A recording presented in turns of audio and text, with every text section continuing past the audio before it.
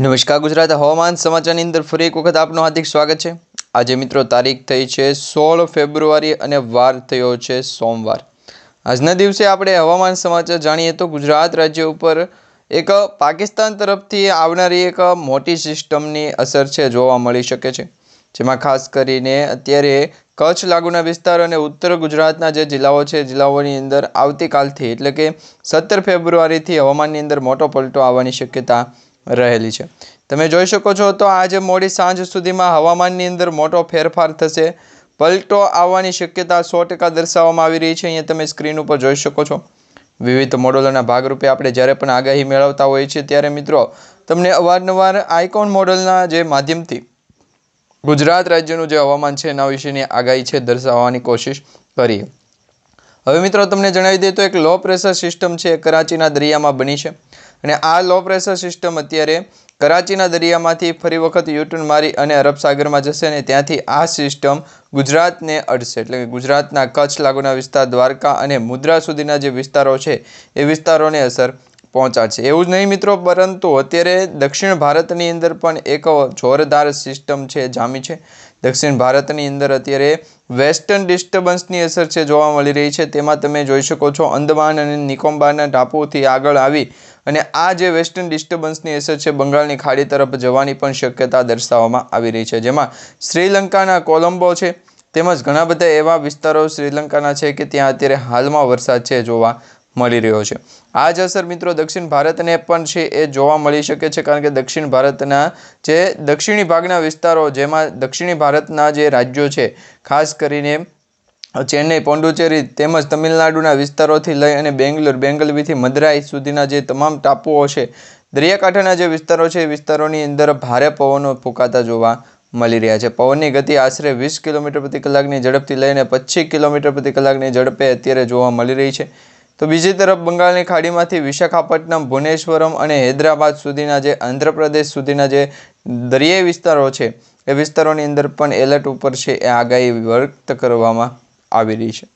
બીજી આગાહી જોઈએ તો મિત્રો અત્યારે ગુજરાતનું તાપમાન છે એ ગરમ થતું જોવા મળી રહ્યું છે, એટલે કે ગરમીનું તાપમાન વધારે જોવા મળી રહ્યું છે। પરંતુ એ પહેલાં આજના વિડીયોની અંદર આપણે 5 ટોપિક વિશે વાત કરવાના છે, જેમાંથી પહેલી ટોપિક હશે કે ગુજરાતનું જે વાતાવરણ છે એ કેટલા દિવસ સુધી છે આ રીતનું રહેશે। બીજો જે ટોપિક હશે એમાં મિત્રો માહિતી મેળવશું કે જે વરસાદની આગાહી છે કે નહીં। ત્રીજી જે માહિતી આપણે મેળવશું કે ગુજરાત રાજ્ય ઉપર જે ભેજનું પ્રમાણ છે તેના કારણે શું નુકસાન થશે। ચોથું છે કે મિત્રો ખેડૂતોને જે છે એ ખાસ કરીને આર્થિક નુકસાન થવાની શક્યતા છે કે નહીં, કારણ કે જો માવઠું અસર પહોંચાડશે તો માવઠાની અસર ગુજરાતને છે એ ભારે પડશે। તો આ દરેક આગાહી અને દરેક માહિતી તમને આજના વિડીયોની અંદર જણાવવાની છે। ખાસ કરીને આજનો વિડીયો તમે છેલ્લે સુધી જોતા રહેજો।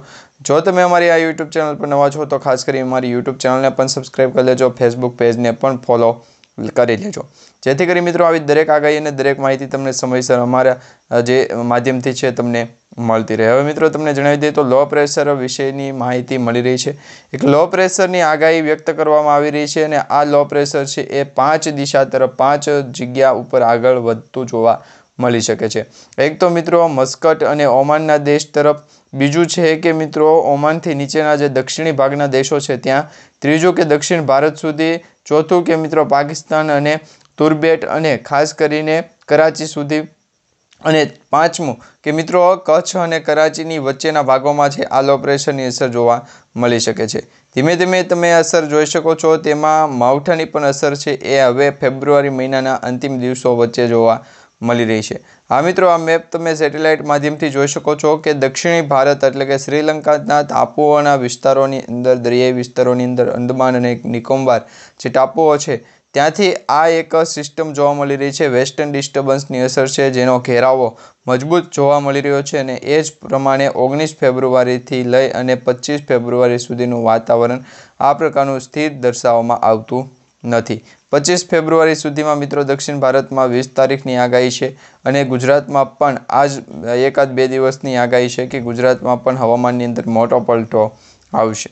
આ જ પ્રકારે હવામાન નિષ્ણાંત અંબાલાલ પટેલ અને પરેશભાઈ ગોસ્વામી દ્વારા જેટલી પણ આગાહીઓ વ્યક્ત કરવામાં આવી છે, દરેક માહિતી વિશે તમને આજના આ વિડીયોની અંદર જણાવી દઈશું। ખાસ કરીને વિડીયોને તમે છેલ્લે સુધી જોતા રહેજો, જેથી કરી આવી દરેક અપડેટ અને તમને સમયસર અને રોજ છે અમારી માધ્યમથી મળતી રહે। મિત્રો, બંગાળની ખાડીની અંદર લો પ્રેશર સિસ્ટમ બનશે અને ગુજરાતમાં વરસાદ અને ઠંડીની શક્યતા વધશે। અંબાલાલ પટેલ દ્વારા એક સૌથી મોટી આગાહી વ્યક્ત કરવામાં આવી રહી છે, તેના વિશેની તમને અપડેટ જણાવી દઈએ। તો હાલ મિત્રો, બંગાળની ખાડીની અંદર લો પ્રેશર સિસ્ટમ બનવાની શક્યતા છે। હવામાન નિષ્ણાત અંબાલાલ પટેલે અને ભારતીય હવામાન વિભાગ IMD દ્વારા પણ કરવામાં આવેલી આગાહીઓ અનુસાર આ સિસ્ટમ ગુજરાત સહિત અન્ય વિસ્તારોમાં અસર કરી શકે છે, જેમાં અંબાલાલ પટેલે આ મહિનામાં ગુજરાતમાં કમોસમી વરસાદની આગાહી કરી હતી, એટલે કે ફેબ્રુઆરી મહિનાની અત્યારે 16 તારીખ થઈ ગઈ છે। 15 દિવસ વીતી ગયા છે, તેમ છતાં હજી ગુજરાત રાજ્યની અંદર માવઠાની પણ અસર છે જોવા નથી મળી।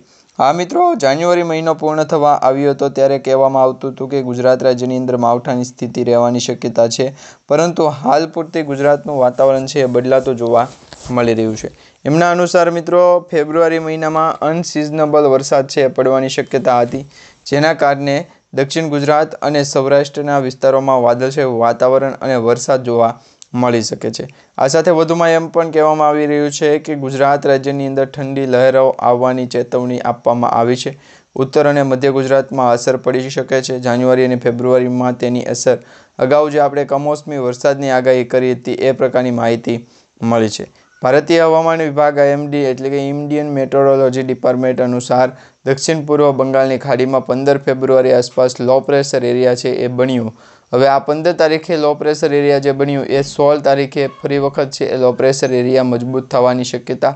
ત્યાર પછી 17 ફેબ્રુઆરીએ વેલમાર્ક લો પ્રેશરમાં પરિવર્તિત અને 18 તારીખ સુધીમાં વેલમાર્ક ડિપ્રેશનવાળી સિસ્ટમ છે બનવાની સ્થિતિ જોવા મળી શકે છે।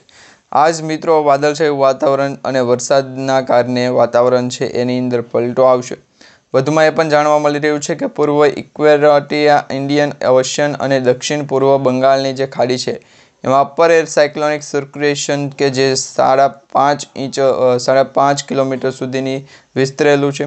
IMDએ ડિસેમ્બર 2025થી ફેબ્રુઆરી 2026 સુધીના જે વિન્ટર સિઝનમાં માવઠાના વેધર અને આવા વેધર સિસ્ટમની જે આગાહી કરી હતી તેના ભાગરૂપે અત્યારે લો પ્રેશર સિસ્ટમની અસર છે ગુજરાત રાજ્યમાં પણ જોવા મળી શકે છે, જેમાં 16 ફેબ્રુઆરીથી 21 ફેબ્રુઆરી દરમિયાન બંગાળની ખાડીમાં એરિયલ એક્ટિવિટી પણ જોવા મળશે।